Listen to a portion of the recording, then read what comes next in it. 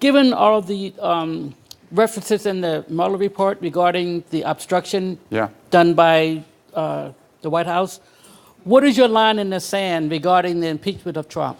Yeah. Well, thank you, Irene, for the work you do in this historic city for civil rights.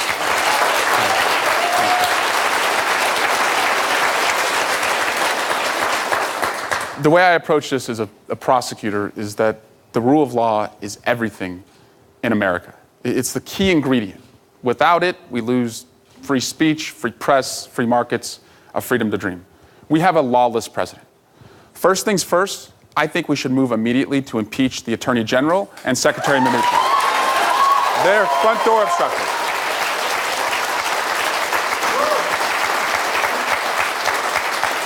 I'm on the Judiciary Committee as well. And on the Judiciary Committee, I'm the only candidate in this race who would actually have to prosecute this case. So when I would go to court, I'd make sure my subpoenas were ready, my pencils were sharpened, my exhibits were ready to be displayed. We have to get ready for impeachment with this president. And here's why. And I think about it the way I'm raising my 2-year-old right now and our 7-month-old. We're doing the 1, 2, 3 method. You count to 3 when your son's bad, take a toy away. If you don't, he's going to get worse. With this president, he has to see consequences. He's a really bad kid. But the other thing, Irene, is that the other part of this is I think of my daughter who's looking at how I discipline my son, and if I do nothing, the standard of conduct is lower. So future presidents will look at doing nothing as lowering the standard of conduct. Let's impeach Barr and Mnuchin, and let's get ready for impeachment of this president because he's put us in no other position. Okay. You say let's get ready for impeachment, but you have not come out publicly to say that the Congress should begin impeachment proceedings. Short time ago, your colleague, Tim Ryan, made news on CNN saying that he now is joining the call of, I believe it's now 11 Democratic candidates in 2020. 76% of Democrats, in a latest CNN poll, they support impeaching the president. Will you take that step? And if not, why not when you have virtually 8 in 10 Democrats supporting that move? I don't think anyone's going to question my vigor in holding this president accountable. You know, I think the work that we did in the first 2 years when our democracy was under attack, when I was on the Intelligence Committee, wanted people to care so we could get a majority to put this balance of power on abuses of power. But again, as someone who really respects the rule of law, I want us to get it right because we only get one shot. But again, that's where we're headed.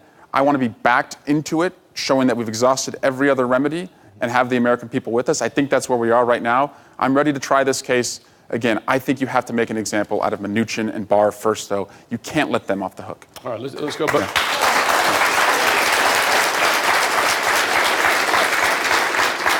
We'll go back to the audience. I want to bring in Melissa Labate. She's a homemaker and is planning to re-enter the workforce soon. Melissa? Thank you, and thank you for being here. The current administration has left us wide open to hostile foreign attacks, meaning cyber attacks and even cyber terrorism, threatening our security. In your first 100 days, what will you do to fight back at Russia's success in weakening America, other democratic institutions, and key alliances such as NATO? And obviously this includes other foreign countries such as China. Well, thank you for your question. Thanks for caring about our democracy. People get sick and tired around the country when they hear, pundits in Washington saying that anyone outside Washington doesn't care about what the Russians did. I know you care about what they did to our democracy. So day one, I will stand up to Vladimir Putin. I will put back in place sanctions until the behavior changes. I will go on a global affirmation tour. So I'm going to take the oath and catch a plane. I'm going to go around the world to assure our allies we're still with them. I'm going to assemble the best and brightest cyber warriors in our country. I think there are a lot of people who want to serve the federal government, but they don't necessarily want to do a lifetime of service. And so we can have like a cybersecurity National Guard to defend against what the Russians are doing. But your real question, I think, goes to how can we defeat Russia and other threats in the world when we've alienated ourselves? And when I look at foreign policy today, I look at it the same way a parent looks at their child on the playground. In the last couple years, your kid has gone from hanging out with the honor roll crew, the Brits and the French and the Australians, to today, we roll with the detention crew. The Russians, the North Koreans, the Saudis. And what it costs us is we've ripped up treaties, we've pulled ourselves out of the Paris Climate Accord, and we can't necessarily count on NATO because the president diminishes their role. I'm going to help us get our friends back. I've been on the Intelligence Committee. I've met with foreign leaders. I've gone to war zones. I know the cost of not having friends, and I know the benefit to our country. We'll spend less on defense when we get them back.